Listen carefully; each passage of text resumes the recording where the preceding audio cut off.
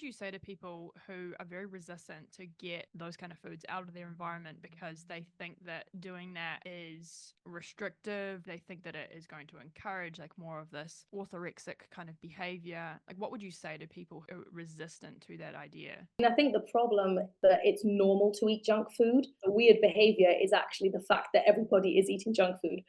So that's just the first thing. It's normal to eat whole plant foods. And so maybe like shifting your mindset that way is probably the first kind of understanding. But also, if you've had junk food in your house for, 1 or 2 decades, have you been able to make incredible changes yet? I'm assuming Oof. the answer might be no. But I'm also talking to my past self. I wasn't able Yeah. to make those changes.